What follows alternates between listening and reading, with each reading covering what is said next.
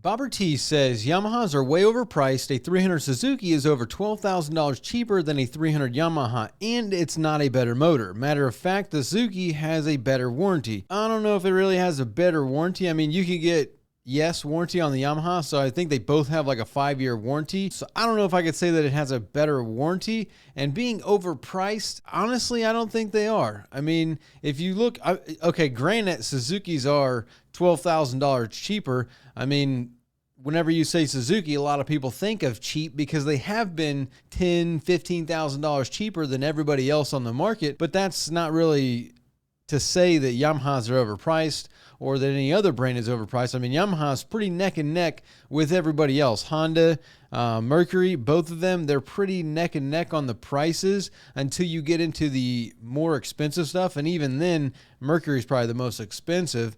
But to say that they're overpriced, I don't know if I would say that they are. I mean, that's more of a question about the economy and finances and everything else. I mean, over in the U.S., we're looking at a 9-10% inflation rate right now. So I don't know if I would say they're overpriced. They are a phenomenal product, in my opinion. I mean, in most people's opinion, if you say Yamaha Outboard, most people are going to give you one word, and it's going to be reliable.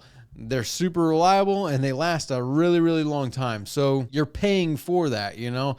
I don't know if I would call them overpriced. I mean, I guess you could. I mean, new outboards are a rich man's game anyway. We were talking about that a week or two ago. And so I don't know if I could say that they're overpriced. I think they're priced about the same as everybody else. Yeah, buying an outboard is expensive, especially if you got a re-rig and all the other stuff. But we talked about that in another episode. C. Metzenberg, can you show the differences between a clockwise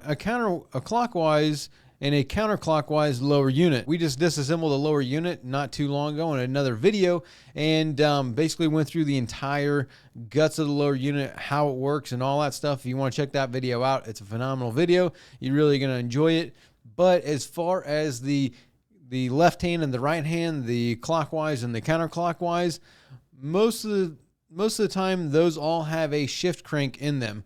So in the front of the lower unit, there is going to be like a lobe. In that video, it was a smaller lower unit that has like a push pin that moves the clutch dog back and forth. So as you move the shift shaft up and down, it pushes this in and out like that. And so that's what shifts it back and forth. Whereas in a lot of the bigger outboards are like, you know, you get to 40, 50, 60, basically anything over a 40 is going to have a shift crank for most of the time. There are other outboards that still use that push up and down, but generally once you hit 40 horsepower and above, they will use a shift crank. It's going to be the same clutch dog system in the lower unit where you got your prop shaft and the clutch dog, and it's going to go back and forth on a rod like this.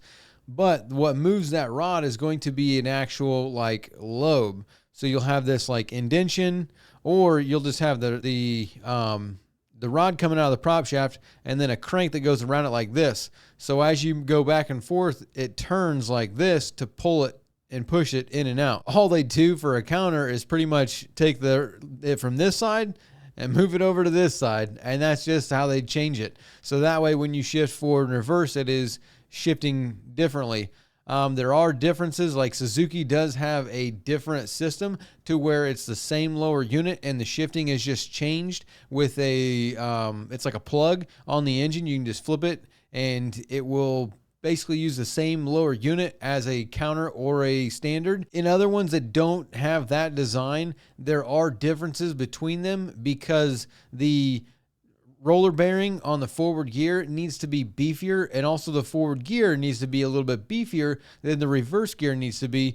So depending on the outboard and depending on the model and the lower unit, it's going to be a different type of gear set and a different type of bearing, because when you're in forward going 6,000 RPM, it's going to be a lot more stress on that. And then also going forward, the prop is spinning and it's pushing itself forward. Whereas in reverse, the prop is spinning backwards and it's pulling. Think about those gears inside of there and that clutch dog.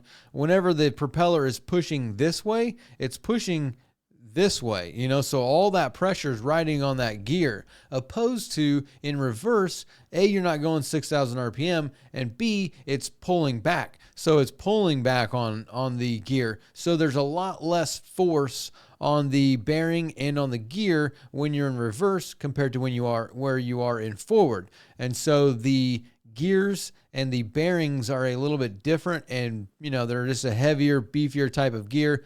Nowadays, a lot of them, they are very similar, though most of the time they are different. Can you take a counter and turn it into a standard by just flipping the crank? Yes, you can. Some outboards can handle that, and other ones, they don't. You kind of get back to, now you're putting all that pressure. You're basically running, if you shift it, if you like flip it, then you're running the engine forward gear on the reverse gear and on the reverse gear bearing. So it's a lot more stress. And if they aren't, one of these beefier, newer outboard lower units, then that will tear it up and cause premature failure. In some of them, I have seen them flipped, and they lasted a long, long time. I mean, they still run them today. So, there are some caveats there. It's always going to depend on the model and the make and all that kind of stuff. But that's basically the difference in how the lower unit goes from left to right hand as far as the shifting is concerned. One other thing that I didn't really talk about that much on that when you're talking about the backlash being on the gears. So you've got, a forward gear, a pinion gear, and a reverse gear. One of the first and most crucial points to the numbers that you get there are going to be the pinion gear height. So the height of the middle gear being the pinion gear, whether that's down too far or up too far, that height is like the initial set point. So you can move these gears back and forth all you want, but if you got the pinion gear height wrong, then you're going to cause premature failure. Your backlash is going to be off, and you're probably going to be rubbing gears, and the lower unit's going to fail. That's just something that I forgot to say in that video talking about the gear sets and all that stuff that's inside the lower unit and how the lower unit works. So Crispinator, g'day mate. Question, is there a special socket you use to turn the drive shaft when getting the pinion nut off?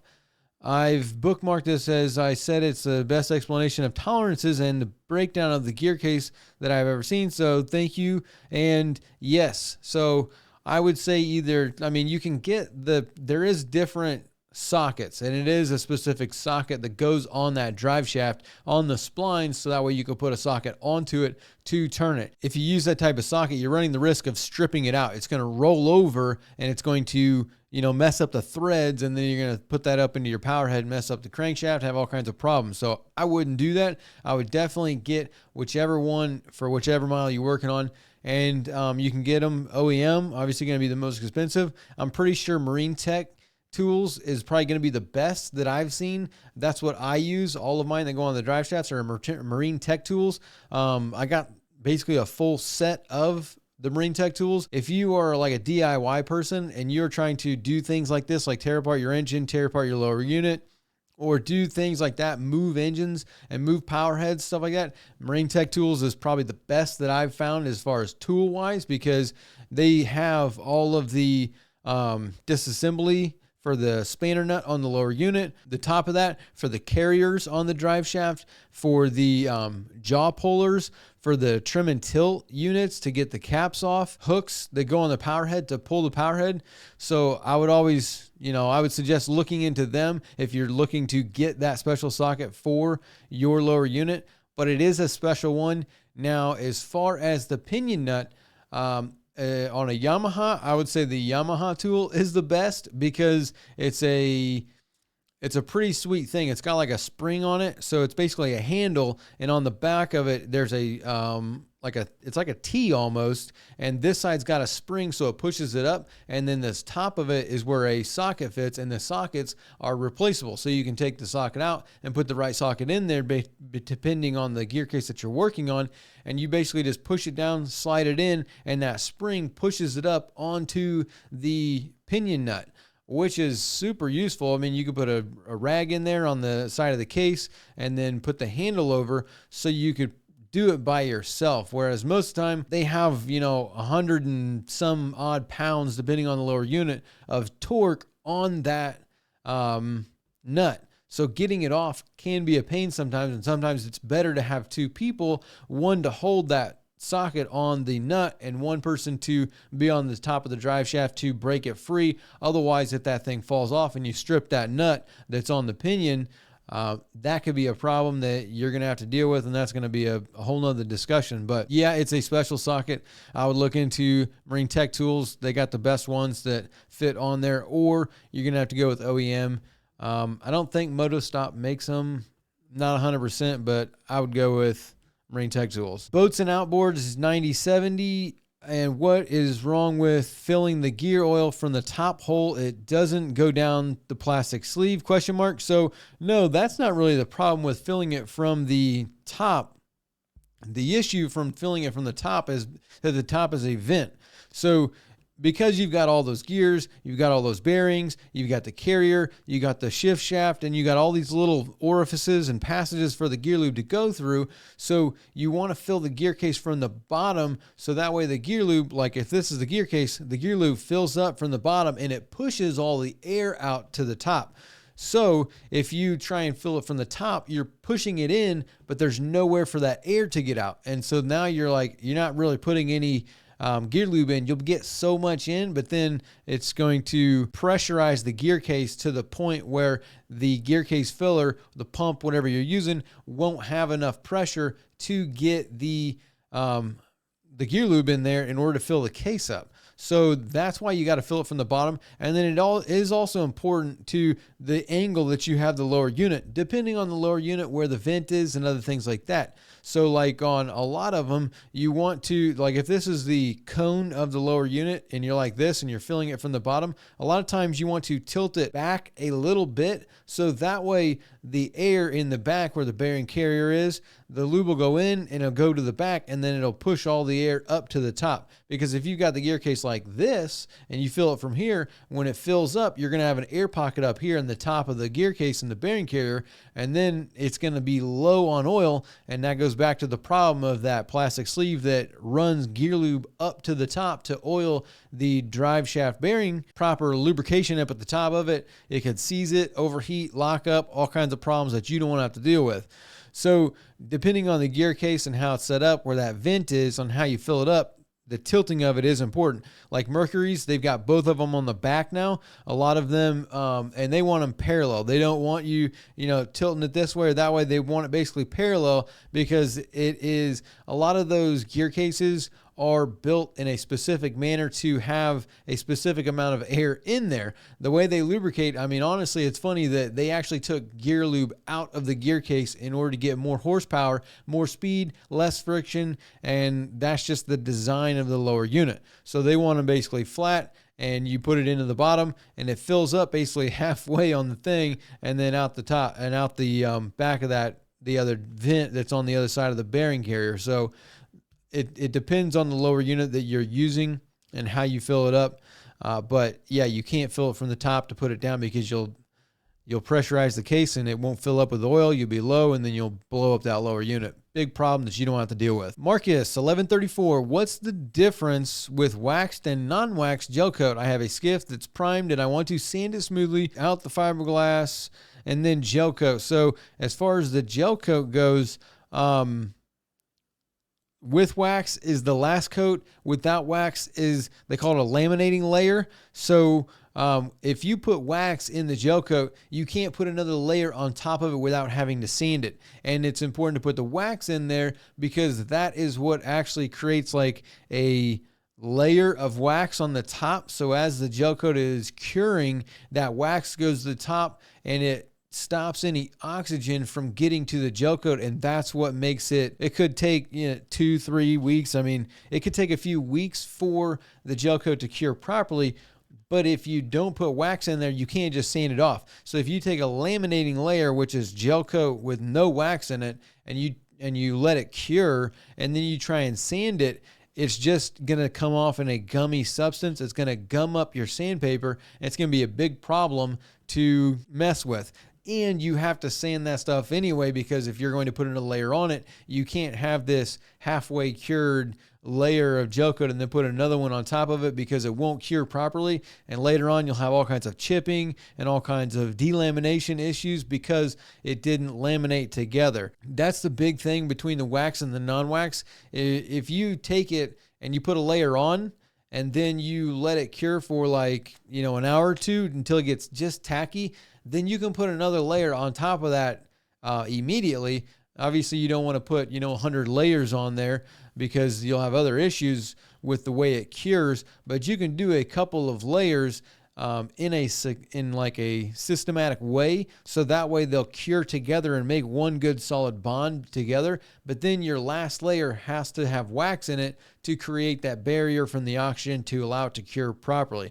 So that's the biggest thing with the wax. Dan B, can you do a follow-up on the triple guard grease? I ordered a new tube of it and it has been changed from blue to yellow, no longer as tacky either. Please let us know if you found anything that can compare, as I haven't. So no, I have not ordered any triple guard lately. And that sucks because triple guard was probably the best grease for the marine industry that I have ever seen. My favorite is definitely Johnson Evinrude triple guard. Now it's yellow now. I have not seen that. I mean, we just been using 2,4-C and Yamaha lube. So, or even Mercury Extreme grease. Between those three, that's basically all that we've been using lately. So that's unfortunate. Sorry to hear that. I'm going to have to order some just to check it out. Yellow, who would have thought that? But thanks for letting us know. Back 40s, good video. I have a 9.9 Honda and I cannot remove the pinion from the drive shaft. The pinion got stripped, so I want to replace it. I asked around for price quotes and they're charging me $900 more than my budget. I have the part but have not had any luck. Any tips, please? So honestly, if you got paid $900, it sucks you've already bought the pinion. I'm guessing you bought the pinion and the pinion nut. But if that pinion failed, you need to check all the other gears and everything else that's inside that gear case, make sure everything's good. But honestly, for what it's going to take you to pull that thing apart and rebuild it and all that stuff, you could probably just find another lower unit, like a 9.9 Honda lower unit. I'm sure you can find a used one for like $300, $400, $500. So if $900 over your budget, I wouldn't spend $900 anyway on that lower unit. I would go find a used lower unit for only a couple $100 and do that. I would probably call Lake Lanier because they've got just stuff like that piled up everywhere, and you might be able to find a deal there. And then also looking around on eBay, and then call Honda dealerships. Though when you start talking about little engines like a 9.9, you're going to have to find, I would look for a marina that is real close to a lake or a lot of sailboats, and that is a Honda dealership, because other places aren't really going to have, they're not going to be stocking old 9.9 stuff like that. But I would be looking for a blown up 9.9 Honda that you could just buy the whole engine for a couple $100 because it's blown up and no one's going to use it, and then just boom, put that lower unit on there. I wouldn't go through all the time, the effort, and buying all the parts of the pinion gear and all that stuff. But since you've already bought the pinion, unfortunately, I kind of trying to understand what exactly is going on. Like, so the nut isn't coming off. Maybe you've stripped it or something like that. So maybe try and get some vice grips in there to get on the nut, because you kind of got a problem there. You can't cut it off because then you'll mess up the drive shaft. And then not to mention, you need to get that thing off of there so you can check the needle bearings and the vertical drive shaft bearings as well to make sure that none of that stuff is messed up. So that's kind of unfortunate. I would still, even though you've bought that stuff, I might even bite the bullet and go try and find a used lower unit, blown up 9.9 Honda, similar year with the same lower unit. You can go to like partsview.com or boats.net and look up your lower unit, and then get the part number for that lower unit for that engine, and then go look at all the years before and after. So that way you've got like a span of, okay, it's the same lower unit from 02 to 2015. So that way when you start looking around, you know that if you find an 03, if you find a 12 or whatever it is for your engine, that year range, you know you can get the right part for that. Stephen Leon, I've got a 2002 Johnson V4 115 horsepower engine that's recently been experiencing extremely hard shifting from both neutral to forward and neutral to reverse.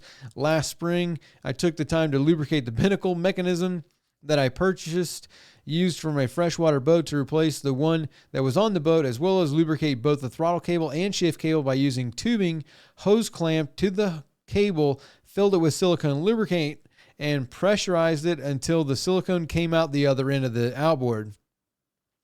But the shift cable is still extremely hard to shift, and many times when pushing the throttle forward from neutral to forward, the engine just revs up to 1500 RPM in neutral, then goes into gear with a delayed shift.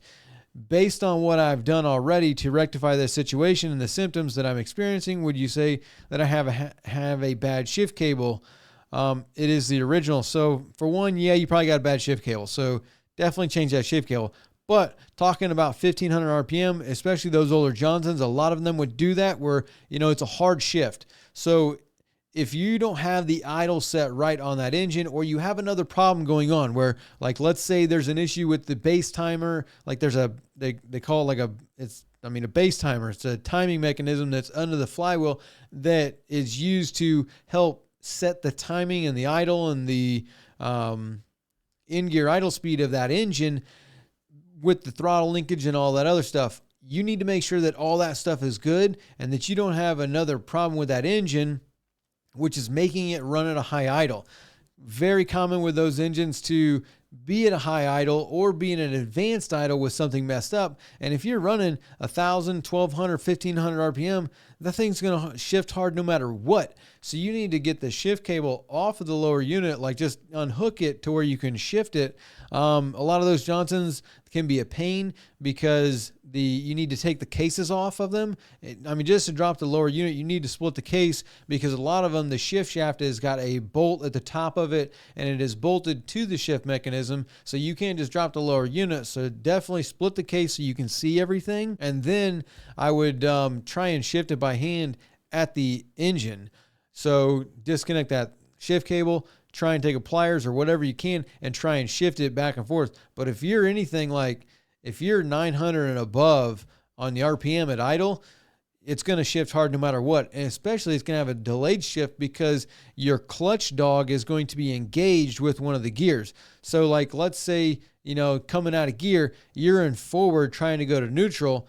Well, when you're in forward, you've got pressure of that prop pushing forward and that clutch dog is engaged with that forward gear. We got a lot of discussions about this. Good thing we made that video about showing the inside so that way you guys can see what I'm talking about. The forward gear and the clutch dog, they are engaged together and they're spinning at 1,000 or 1,500 RPM. So that thing is like, it's mechanically locked together. So the force of the shift trying to pull the clutch dog off of that gear, it takes a lot. And not to mention, once it finally releases, you're putting so much pressure that it's most likely just going to slam back into reverse. And that's when a lot of the Johnsons, you see it all the time, they're slam shifting it so you can't get it out of forward. By the time you get out of forward, you're back into reverse, and a lot of those Johnsons have a problem with the trim unit, so the engine just lifts itself up out of the water, and it's a whole spectacle that everybody loves to see and make fun of.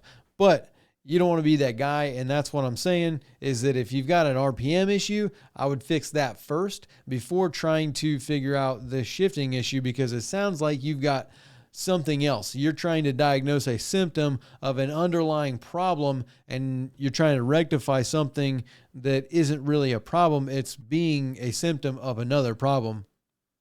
Being you've got an RPM problem, like the engine is running too high and those gears are locked together, and that's probably what your bigger problem is. Otherwise, yeah, you could have, the shift shaft could be stuck, or you could have a problem with the lower unit. A lot of times those lower units would start to fail, especially because of that issue where it was slam shifting for so long that it has chewed up the clutch dog and then the tabs that are on the forward and the reverse gear. So definitely figure out that RPM issue, because if you're trying to shift that thing at 1,500 RPM, it's going to be a problem no matter what. Fake name. How do you test an outboard rectifier regulator before install, or is it even possible? I've had a couple of rectifiers die on me over the last 2 seasons. The way they've been failing is the regulator part of the rectifier. It sends over 16 volts into my 12-volt system, and the red fused wire where it connects to my starting system starts to melt the wire at one of the butt connectors, Past the fuse doesn't blow. Motor is a Yamaha 25 ELHS connected to a 704 ignition key switch. Well, the guts of a 704 stepped into a 703 side mount control. No neutral safety, but otherwise the same. Yes, the 704, the 703, that shouldn't be a problem. That should have nothing to do with any of that. The rectifier regulator, most of them just have, a resistance and a diode test. So you're testing the diodes in the rectifier regulator, but if you've got a problem where it's constantly burning up that rectifier, you might have another issue. I would be looking at another issue on your power wires. Okay, it's going to be 3. So you've got an original and you've burned up 2 over the last 2 seasons. So you've burned up 3 rectifier regulators. I would say you might have a battery problem, or you've got a bad connection at one of the crimps, one of the ends on the battery cables, one of the connections on the battery, maybe at the battery switch. There's a loose connection on the battery switch, maybe on the engine where it's going, or one of the power cables going to the engine could be high resistance, got a break in it, got a cut in it, anything like that. And because you don't need that much power on a 25, like to turn that thing over, you don't need all that much amperage to run that starter and to get that thing started. So it probably will go a lot longer, even with the resistance and the connection problem, because it doesn't really need that much amperage to turn over and run that starter. So I think most likely you don't, I mean, it's not going to be a stator or anything like that, because the stator is just going to produce what it produces, and it's going to be putting it to the rectifier regulator. I mean, I guess maybe I'm trying to think of it, the possibility of the stator producing too much power and burning out the rectifier regulator, but I just see that to be highly unlikely. That's just what the job of the rectifier regulator is to do, is to take as much voltage as it's going to produce and use what it needs to use and send the rest to ground and flush it out. So possibly you've got a ground issue where that rectifier regulator is not able to get rid of whatever extra voltage that it has, and it's just burning it up and then flowing through. And like you said, it's getting 16 volts coming out of it, which it shouldn't. So if it's burning itself up to where it's putting 16 volts out, my first thought is that it's not able to get rid of that, which means you've got a grounding issue somewhere, and the rectifier regulator can't get rid of the power that it's trying to get rid of, and that's what's most likely burning it out. I'm going to be looking for loose and dirty connections and bad cables first to make sure 100% that you don't have any other issues, and then maybe go ahead and take a look at the stator just to test it and see. But I just find that to be unlikely as far as a problem, and even less likely that you've got 3 bad rectifier regulators. I would say there's a connection problem or a resistance problem that's burning those up. Adventures of a Boat Guy. Glad you made this video. Going to have to rebuild a 6 horsepower Mercury lower unit that I got as a basket case. You're welcome, and that's going to be fun. I'm going to tell you the same thing that we were talking about just a minute ago with the 6 horse. If you've got a lower unit that's a basket case, opposed to going and trying to rebuild that lower unit, depending on the price of everything and the availability of stuff, I would honestly start looking around for a used lower unit before you go putting a bunch of time and money into the little 6 horse lower unit if you've got a serious, legitimate physical problem with it. And rebuilding it, I mean, it's your time, it's your money. But based on those little things, a lot of times those engines, if they blow up, people throw that stuff away. So if you could find a used lower unit for $100 or a couple $100, then it's going to save you a whole lot of trouble. And then also, if you can find one that's blown up, now you've got some extra parts. Like if you need a carburetor, if you need anything else, it says you got a basket case. So maybe you've got other problems with the engine and you need some extra parts. So I would look at that first. We'll go ahead and do another one before we cut it off today. I'm going to try not to butcher this one, but Dane Peralt, I'd like to see a 20 to 24 foot center console bay boat restoration. I did a 22 foot 2001 Blazer Bay a few years back, and I'm super happy with it. Still have a few kinks to work out, but overall had a ton of fun. Curious to see what you would do on one versus what I did. I would love to do a bay boat. As of right now, we've only got I've got a fun project with a little boat coming up. I've got we've got a 17-foot Key West that's going to be a full restoration. It's getting rewired, getting a new dash panel. Engine needs to be gone through. It's got a fuel tank issue. It's getting a trolling motor. So we got a bunch of stuff on the 17 that's going to come out. I don't have a bay boat in the foreseeable future. I would love to do a bay boat, but I kind of want to do a wake or ski boat or a flats boat. Those are kind of the next two that I would be looking into after the other little boat that I'm working on hopefully acquiring. But yeah, I'd be trying to trick it out. You know, I mean, if it's going to be used as a bay boat, we're talking power pole, talking jack plates, making sure trim tabs, all that stuff's working. Usually I like to rewire them just because I like to get all that stuff in there fresh, and then do the dashes. A lot of times on stuff like that, the dashes are all old and busted.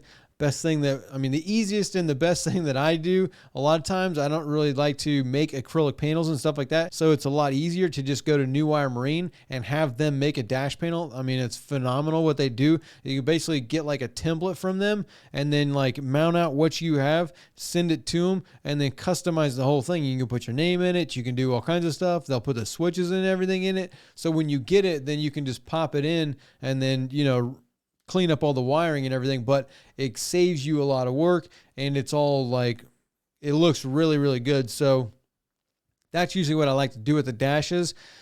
Bay boat, trolling motor, you're going to want a trolling motor on there. So, I mean, you could really deck out a bay boat. You could put a lot of money in it too. So it all depends. You didn't say what you have. It's 2001 Blazer Bay. So I'm wondering, you probably got like a 250 on there. So Blazer Bay is not a bad boat. That's actually a really good boat. And that's basically all that I could think of as far as doing a bay boat. We'd love to do one maybe in the future. Definitely open to it. So that'll end it for this week. If you want us to talk about anything, just drop it in the comments below. Email us at askmeab@bornagainboating.com. You can also check out our boaters program if you like this kind of stuff. We do a weekly live stream. We do podcasts. There's all kinds of new videos that we put out all the time every month. So definitely check that out at bornagainboating.com, and we'll see you next week.